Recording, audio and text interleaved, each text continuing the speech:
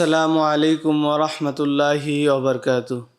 সম্মানিত দর্শক শ্রোতা, আজকে আমরা জানব যে একবার ঘুমের পূর্বে আয়াতুল কুরসি পাঠ করলে কি লাভ হয়, কি হয়।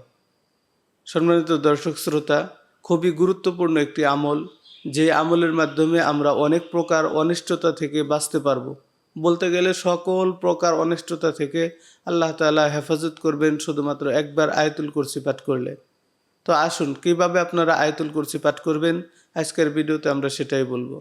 সম্মানিত দর্শক শ্রোতা, রাত্রিবেলা যখন আপনি পবিত্র হয়ে অজু করে গোসল বিছানায় যাবেন, তখন সর্বপ্রথম কাজ হলো 3 বার ইস্তেগফার পাঠ করা।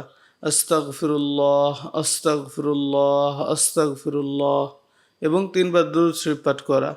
আমরা নামাজের মধ্যে যে দুরূদটি পড়ে থাকি সেই দুরূদটি পাঠ করব। দুরূদটি হলো আল্লাহুম্মা সাল্লি আলা মুহাম্মাদি ওয়া আলা আলি মুহাম্মাদ কামা সাল্লাইতা আলা ইব্রাহিম ওয়া আলা আলি ইব্রাহিম ইন্নাকা হামিদুম মাজিদ।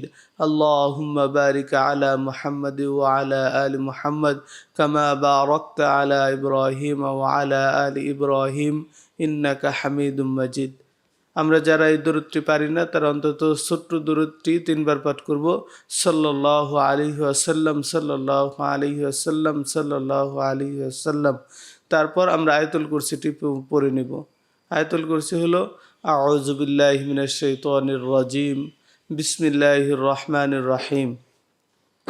আল্লাহু লা ইলাহা ইল্লাহু আল হাইয়ুল কাইয়্যুম লা তা'খুযুহু সিনাতুন ওয়ালা নাওম লাহু মা ফিস সামাওয়াতি ওয়া মা ফিল আরদ মান যাল্লাযী ইয়াশফা'ু ইনদাহু ইল্লা বিইজনিহি ইয়া'লামু মা বাইনা আইদিহিম ওয়া মা খালফাহুম ওয়া লা ইউহীতুনা বিশাইইন মিন ইলমিহি ইল্লা বিমা শাআ وسع كرسيه السماوات والأرض ولا يؤوده حفظهما وهو العلي العظيم।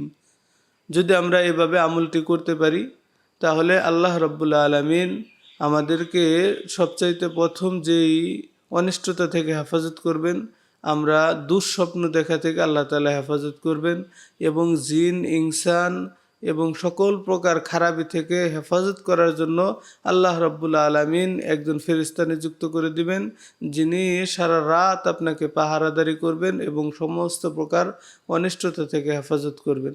তো আমরা সকলে এই আমলটি প্রত্যেক দিন করার চেষ্টা করব। আল্লাহ তাআলা তৌফিক